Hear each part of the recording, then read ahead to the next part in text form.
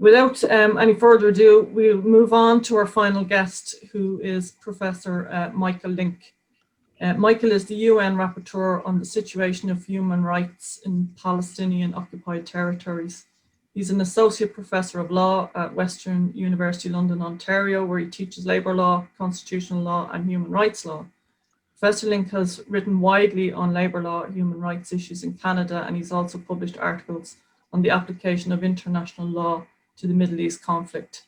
And today he'll be giving us some context regarding the current situation in both West Bank, Gaza and in Jerusalem.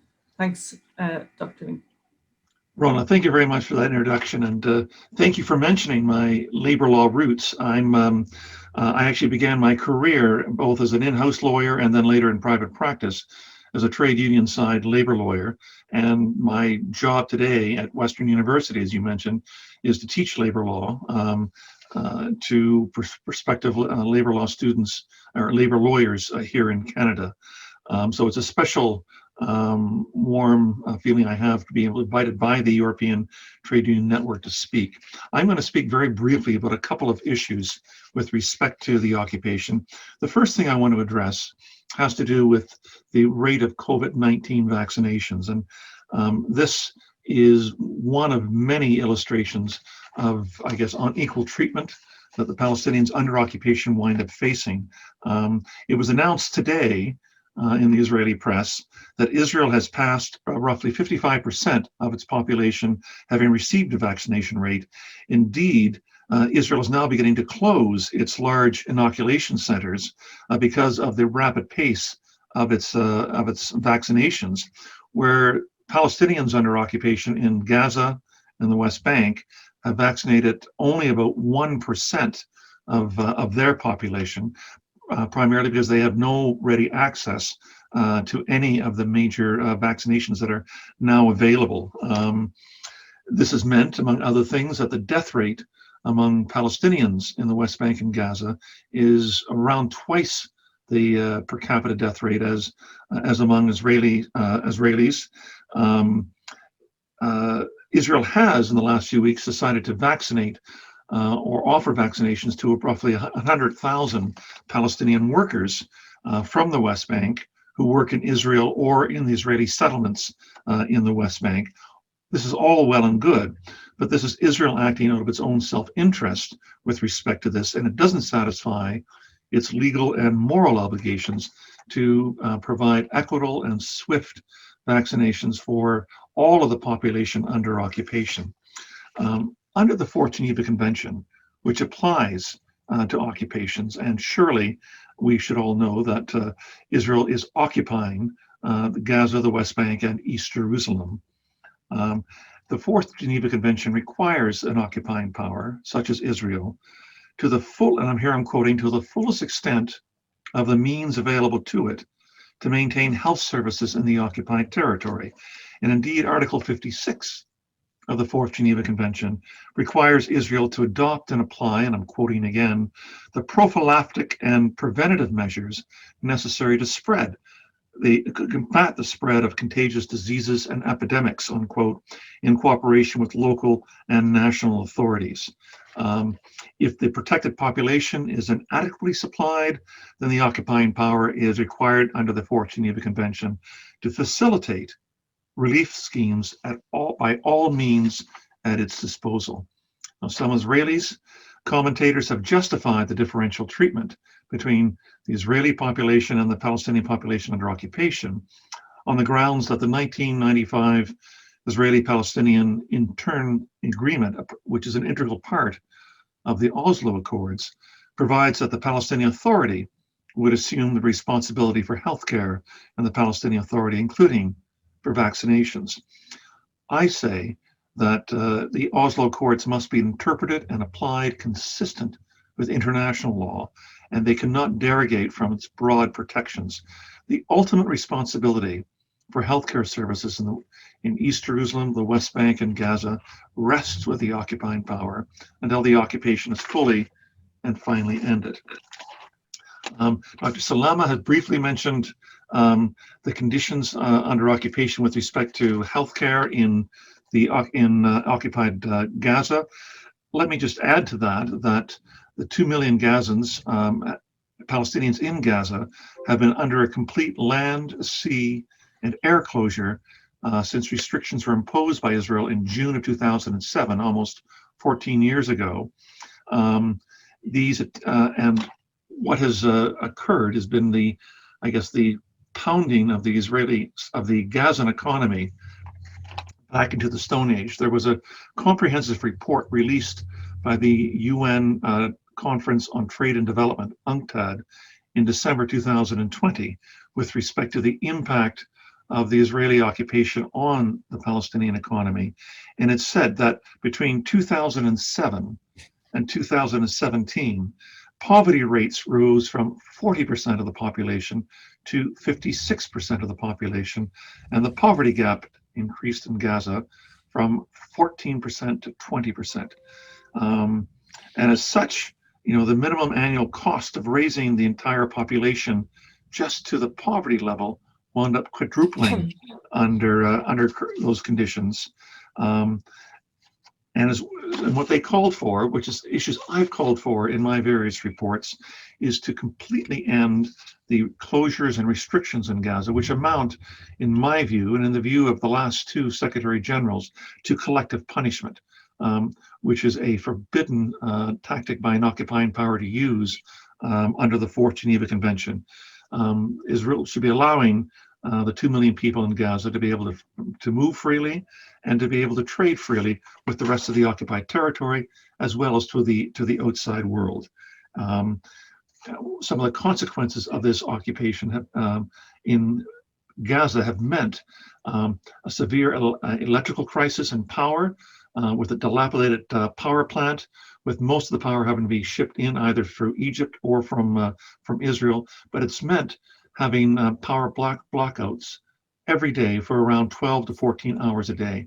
At its height of its crisis 2 and 3 years ago, Gazans were receiving on average only about 4 hours of power each day, meaning that critical services such as hospitals had to rely on diesel power.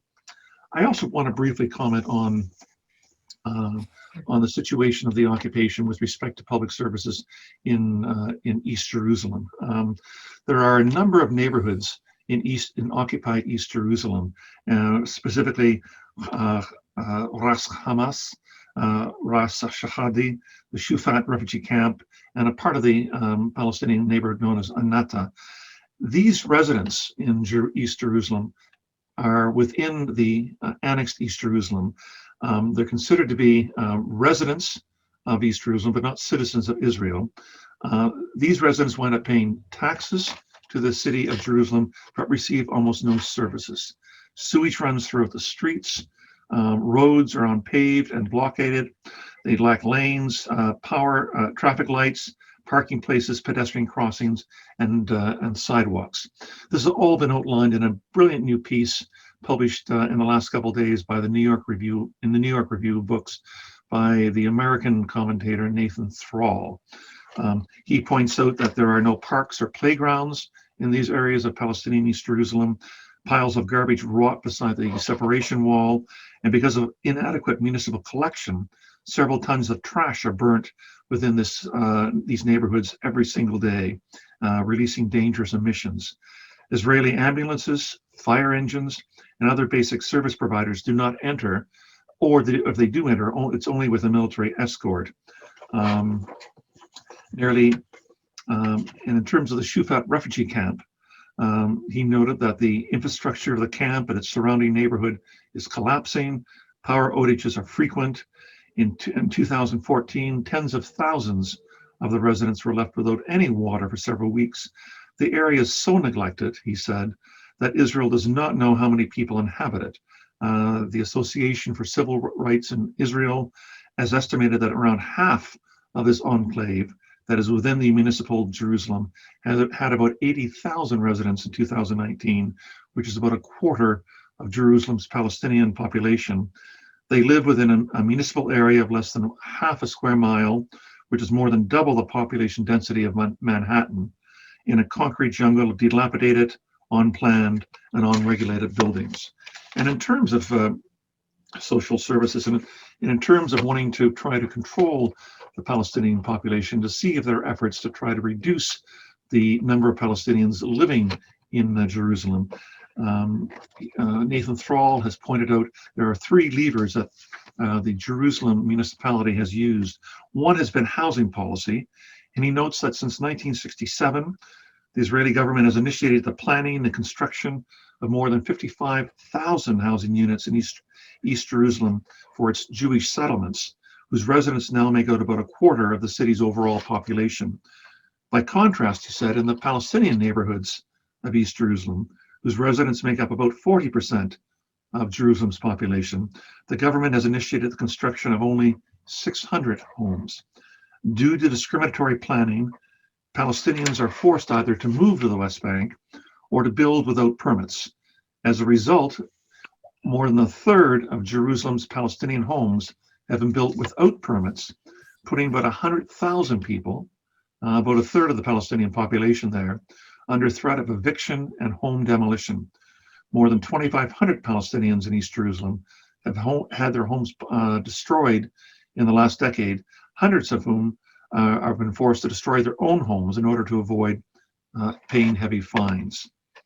He also points out there's been a serious neglect by the Jerusalem municipality of Palestinian infrastructure in East Jerusalem.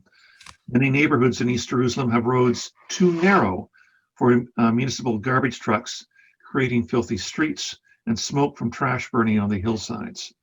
These neighborhoods exist as small islands, he said, surrounded by major traffic arteries designed to connect the city's Jewish populations, which are mostly served by separate bus lines. And thirdly, he says, he points out the discriminatory policy in education. He says the shortage of classrooms in the Jewish neighborhoods of Jerusalem is severe. Fewer than half of the Palestinian students are able to attend public schools.